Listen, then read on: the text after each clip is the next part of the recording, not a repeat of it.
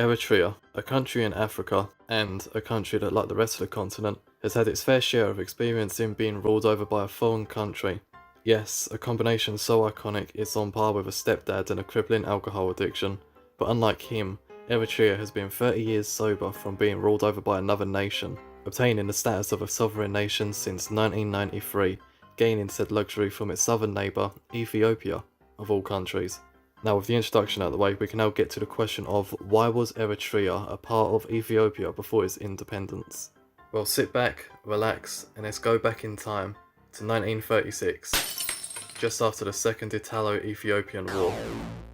The land that makes up modern-day Eritrea was owned by the Italians, starting off as a small port city being owned by some shipping company to ending up like this.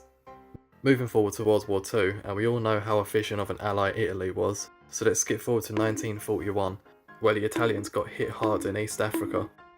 The colonies there became subjects to British military administration and would continue to do so for the rest of the war and some years after. In 1947, when the Treaty of Paris came into effect, Italy renounced its claims to Eritrea, and while they were doing the temporary administration, Britain is so delighted with its administration in Eritrea that they rewarded themselves with the resources from the territory for their hard work of occupying a piece of land. Now the big question of what to do with Eritrea would soon rise. It couldn't stay as a temporary occupation zone for too long, and so some ideas got thrown around as to what to do with Eritrea. Let's give Eritrea to Ethiopia as a thanks for helping us out. Nah, let's give them independence instead. How about we split the land on religious grounds and give the Christian population to Ethiopia and the Muslim populations to Sudan? Why not just give it back to Italy as a trust territory? Let's see what the people of Eritrea want. Alright guys, it sounds crazy, but what if we tried to do what's best for them? Trying their best to care about the people of Eritrea and their wishes, the UN had eventually came to a conclusion in 1950 that they saw as the best outcome for both sides. The resolution was to incorporate both Eritrea and Ethiopia into a singular federation, where the word federation is used very loosely. It sought to give Eritrea some of the benefits of what makes them an independent country without the independence. Anything international related would go through Ethiopia, but anything at a domestic level would allow Eritrea to deal with it themselves. Eritrea and Ethiopia had formally combined into the Ethiopian Eritrean Federation on the 15th of September 1952. Remember those independent benefits I said just now?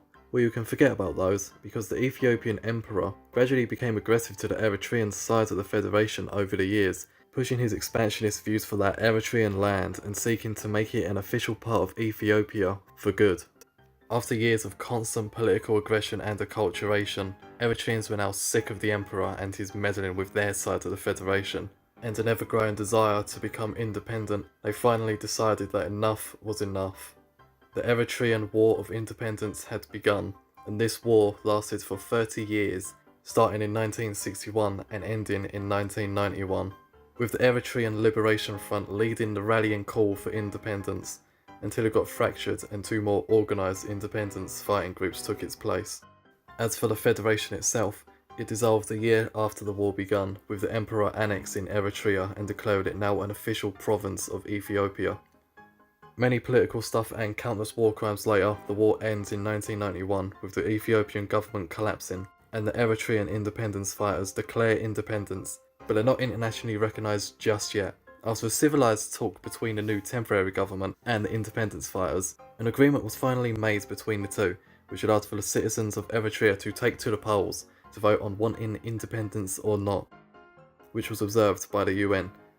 An almost perfect vote came through, with Eritreans choosing to become independent and officially being recognised on the 24th of May 1993. Another nation to add to the collection. How prosperous is Eritrea nowadays, you might be thinking to yourself? If you've heard the North Korea of Africa being thrown around, that should answer your question.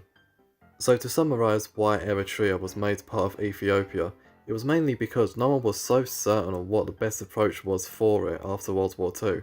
So they thought the best approach was to compromise on what both sides of the Eritrean population wanted and gave it to them. Anyway, that's all for this one. Hope you enjoyed and thanks for watching.